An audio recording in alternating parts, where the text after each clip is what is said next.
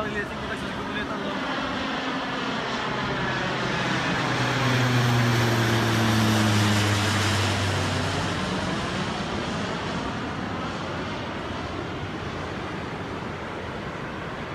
Čaute decka v Dobšinej, jak sa máte, prázdninujete? Som počul, že všetci počítate príklady. No, ja som teraz práve tuto pri takej mláke v San Diegu, v Kalifornii. Kto mi zistí, že čo to je za mláku, tak mi to napíšte do komentu.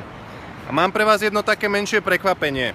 Našiel som tuto stáli dvaja takí na pláži, ale inak sú to Slováci a sú to vychádzajúce hviezdy ako vy, takže...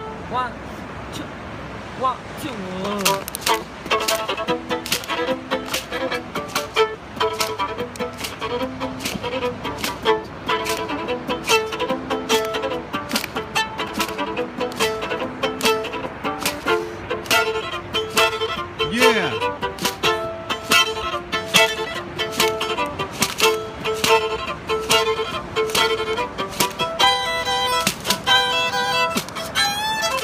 Wow, chalani, to bola pecka. Čau. Ahojte všetky deti, moje meno je Filip Jančík. Rád by som pozdravil všetkých študentov projektu Teach for Slovakia a samozrejme ich učiteľov. Strašne vám fandím a držím vám prsty v tom, čo robíte. Robte to takto ďalej.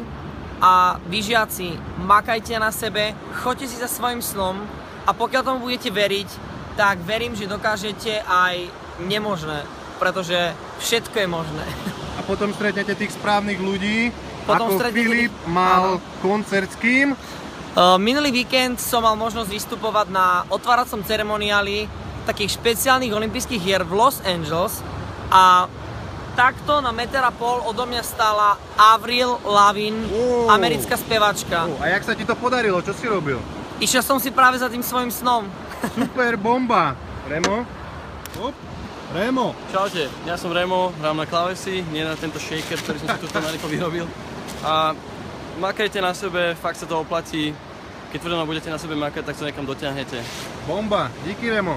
Tak, a máme pre vás pripravenú ešte jednu pecku pre všetkých učiteľov Teach for Slovakia aj pre mojich kolegov v Dobšinej. Čaute. A samozrejme pre tých, čo sa trápia na basecampe. Ideš!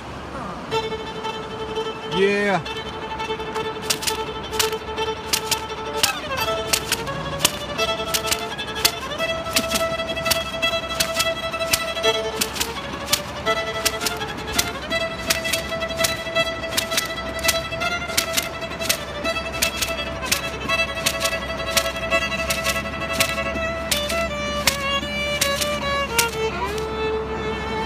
Wow! Tak sa majte všetci na Slovensku. Peace!